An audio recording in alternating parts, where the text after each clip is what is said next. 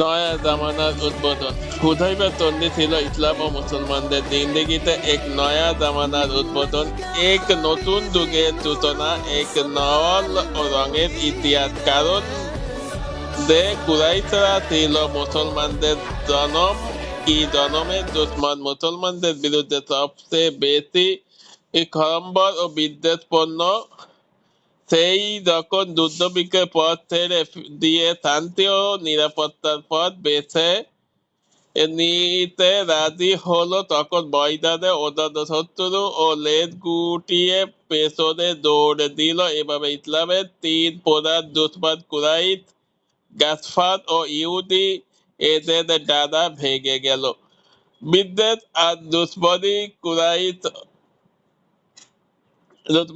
আকাশে উড়াল দেওয়ার দিন পুড়িয়ে এবার তক্ত মাটিতে আছড়ে পড়ে পাথর ভেঙে যাওয়ার উপক্রম হলো। পাশাপাশি কুরাইশরাই ছিল আরবের পৌত্তলিকতার জনক ও মূর্তি পূজার গুরু ঠাকুর।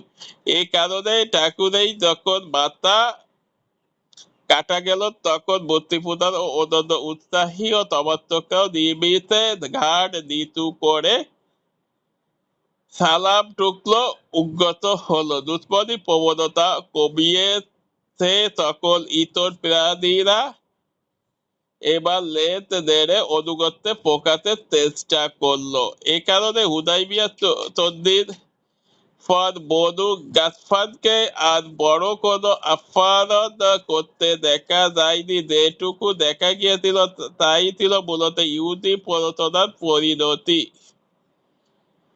কিন্তু ইহুদিদের প্রসঙ্গে বলা যায়, ইয়াসিবে থেকেই নির্বাচিত হওয়ার পর যেদিন তারা খয়বরে গিয়ে আশ্রয় নিয়েছিল,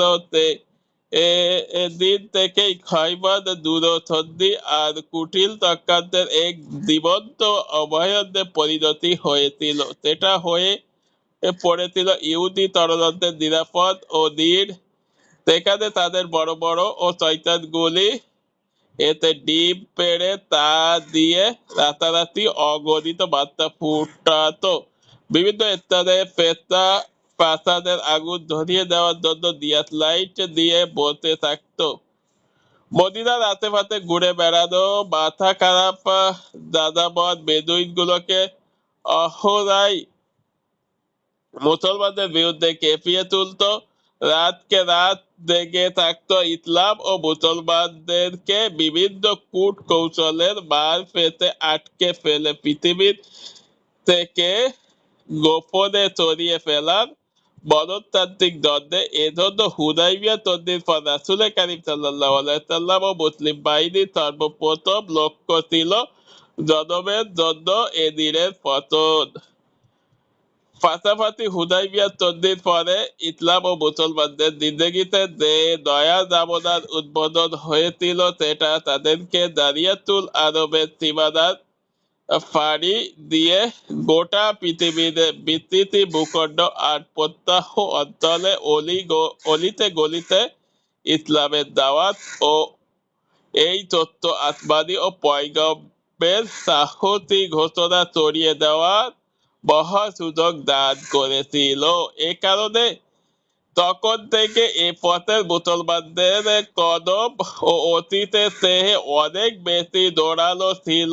এ পথে তাদের আসা যাওয়া অতীতে যে কোনো সময়ের তুলনায় বেশি ছিল, বরং সাময়িক অভিযানের চেয়ে এ অভিযাত্রার বহুগুণ তেজ নিয়ে জ্বালিয়ে উঠেছিল। এ কারণে এই পর্বটিকে দুটি ভিন্ন অধ্যায়ে ভাগ করা যায়, এক দাওয়াতি কর্মসূচি কিংবা পৃথিবীর রাজাবাচ্চাদের নিকট পত্তলিখন, দুই সাময়িক কর্মসূচি।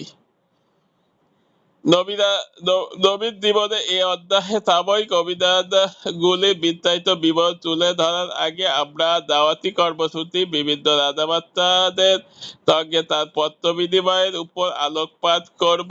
কারণ সাহেবের রিসালাতের জিন্দেগিতে সাময়িক অভিযাত্রা নয়, বরং দাওয়াতে ছিল তমামজাত মুখ্য বিষয়। এটাই ছিল সেই সুমহান লক্ষ্য ও উদ্দেশ্য, যাহা অর্জন করতে গিয়ে দিনের পর দিন ঈদ আর রাতের পর রাত মুসলিম মুজাহিদের ঘোড়া কিংবা উটের পিঠে কাটাতে হয়েছে পরিবার পরিজন ও হাজার হাজার মাইল দূরে আল্লাহর হাওয়ালা করে ভিন দেশে মাটিতে জীবনকে হাজারো বিপদের ইঙ্গিত দেখলে ও বেদান করার মুখে ঠেলে দিতে হয়েছে জীবনে হাজারো বাঘ ও দুর্বিপাক।